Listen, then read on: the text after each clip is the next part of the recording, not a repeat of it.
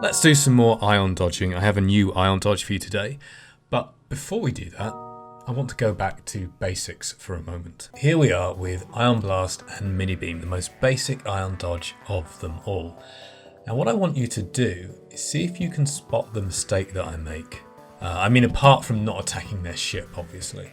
I will say it is difficult to spot. Have a look. Did you see it?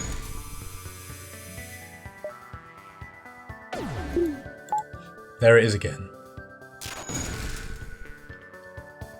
Now these two are firing at the same time, so we don't need to dodge. So take a minute and think about it. Pause the video if you like. I'm going to give you a hint now.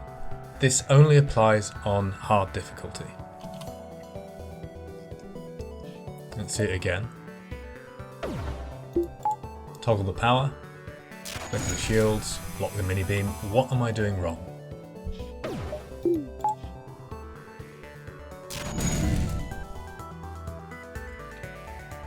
And we'll let this one fire.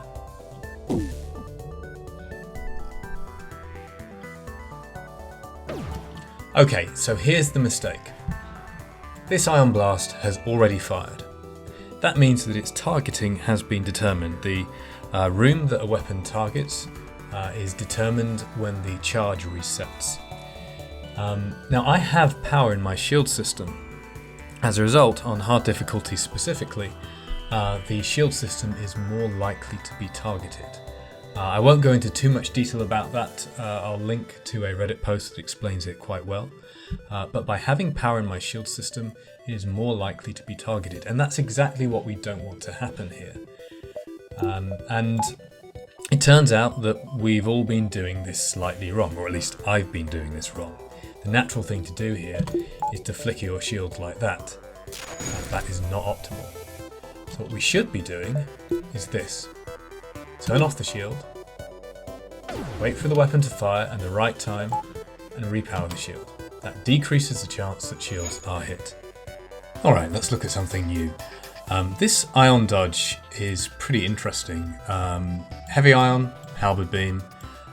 I didn't think about this for a long time because I've been playing balance mod for ages, but I just started playing vanilla again, and in balance mod this is a 12-second charge time, but in vanilla it's 13.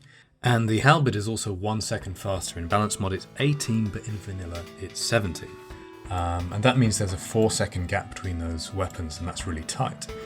But we can still dodge it. So let's look at the setup. We have 2 shields for the halberd, and we have untrained crew in shields. That is still good enough for this. Notice that they are not manning their weapons because they only have 2 crew.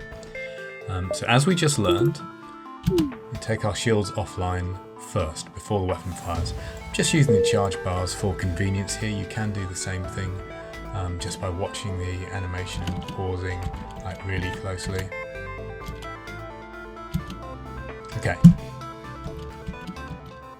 So notice that you can't tell by looking at the lights on a weapon whether the charge is reset.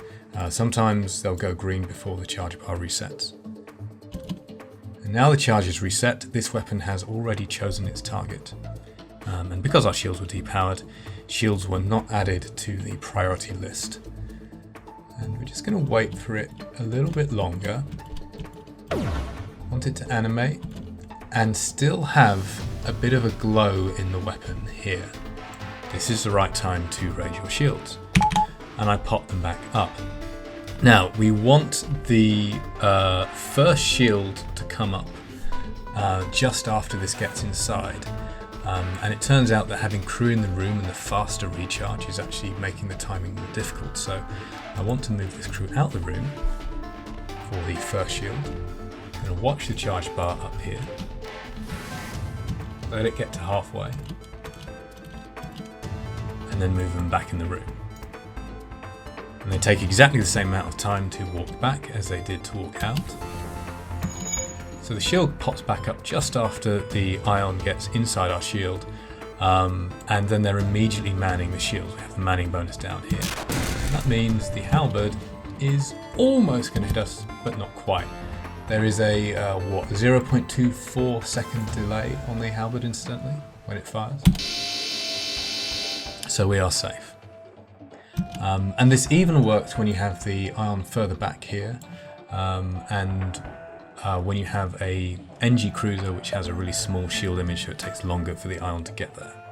Now, if their weapons are manned, you're going to need fully trained shields crew.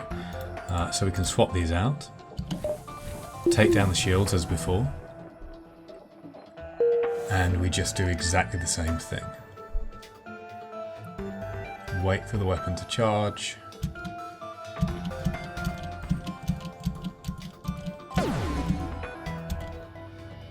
Okay.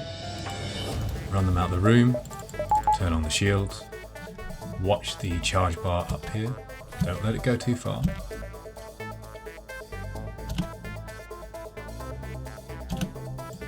Send them back in. Just in time. Now, of course, it's still possible that this trick could fail if the ion does target your shield system, or if you get really unlucky with the angle that this comes in at, specifically if you're using a ship with a small shield barrier. But it's not going to be any worse than if you hadn't attempted the trick. And that's it, really. Just one more ion dodge for your toolbox. Hope you found that useful.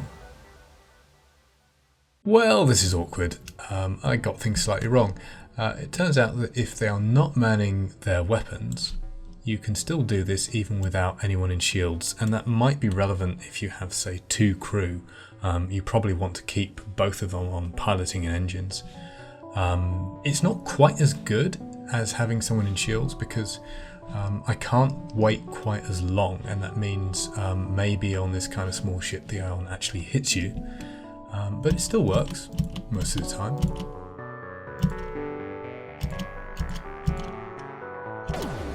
I'm not going to wait any longer than that. See, it was closer. And no damage.